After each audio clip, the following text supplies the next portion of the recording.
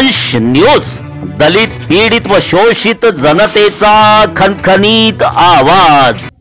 25 डिसेंबर 1942 साली नागपूर येथे भारतरत्न परमपूज्य डॉक्टर बाबासाहेब आंबेडकरांनी 50,000 महिलांच्या उपस्थितीमध्ये महिला परिषद घेतली होती। त्याच धर्तीवर बाळासाहेब आंबेडकर यांच्या आदेशाने वंचित महिला आघाडी नागपूर जिल्ह्याच्या वतीने नागपूरच्या कोराडी पांजरा येथील ग्रीन जिम मैदान शिक्षक कॉलनी येथे महिला मुक्ती दिन साजरा करण्यात आला। कार्यक्रमाच्या अध्यक्षस्थानी नागपूरच्या वंचित महिला आघाडी अध्यक्षा विश्रांती रामटेके तर प्रमुख मार्गदर्शक म्हणून तनुजा नागपुरे, निरीक्षक नागपूर कुशल मेश्राम, प्रदेश महासचिव प्रमुख अतिथी ॲडव्होकेट सुजाता वालदेकर प्रामुख्याने उपस्थित होत्या। यावेळी वंचितचे नेते विवेक हाडके, भगवान भोंडे, अरविंद सांदेकर, अजय सहारे, सीसी वासे, दिलीप दुपारे, संगीता गोदनगर, प्रशांत नगरकर, राजेश जंगले, विलास वाटकर, पंकज शेलारे, माधुरी खोब्रागडे, मोहलता मेश्राम, शांता शेंडे, साधना नीतनवरे, रेखा धुपे, महानंदा राऊत, वर्षा धारगावे, शुभांगी शेलारे, सुनीता बोरकर, रत्नमाला रागासे याही पाहुणे म्हणून उपस्थित होत्या। कार्यक्रमाच्या यशस्वीतेसाठी महानंदा इंगळे, चंदा रामटेके, आशा बारमाटे, वंदना हाडके, करुणा नरवाडे, ज्योती नरवाडे, अमिता मुरारकर, प्रतीक्षा ढोने, माया जाधव, संध्या रामटेके, सुजाता भालेराव, शीला कांबळे, सुनंदा नाईक, सरिता पळसपगार आदींनी अथक परिश्रम घेतले। श्रद्धेय एडवोकेट बाळासाहेब आंबेडकर आगे बढ़ो, हम तुम्हारे साथ हैं। श्रद्धेय बाळासाहेब आंबेडकर संघर्ष करो, हम तुम्हारे साथ हैं। वंचित बहुजन आघाडीचा विजय असो, स्त्री मुक्ती दिनाचा विजय असो, विजय असो।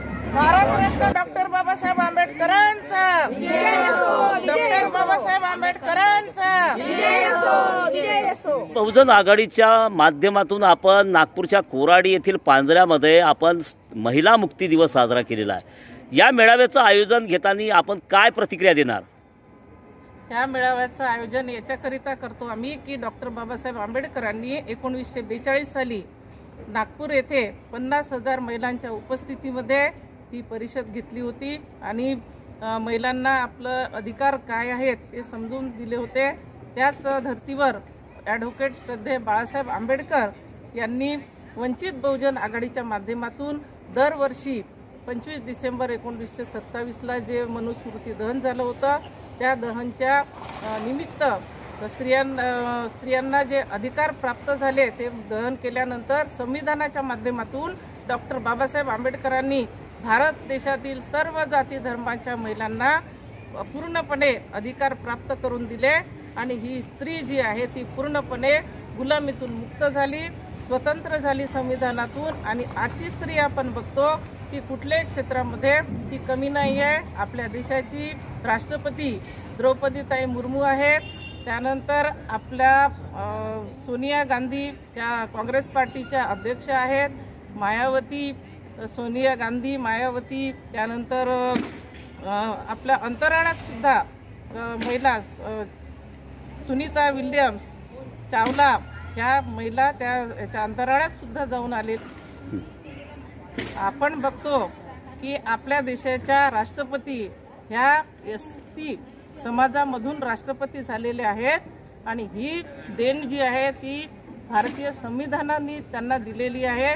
त्यांचा जो सन्मान वाढलेला आहे तो भारतीय संविधानामुळे वाढलेला आहे।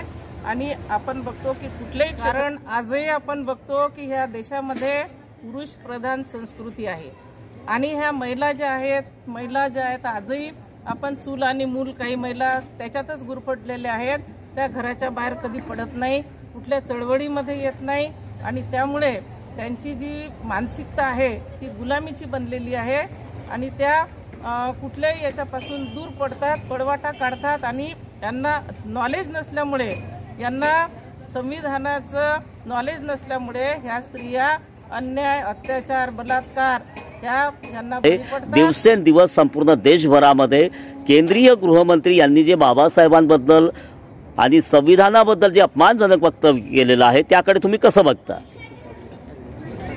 केंद्रीय गृहमंत्री तडीपार अमित शहा यांनी जे आता म्हणजे नुकतंच डॉक्टर बाबासाहेबांच्या विषयी जे वक्तव्य केलं आहे की आंबेडकर आंबेडकर आंबेडकर आंबेडकर आंबेडकर बोलना ये फैशन हो गई है और इतना नाम अगर ये लोग भगवान का लेते तो आज वो स्वर्ग पाते.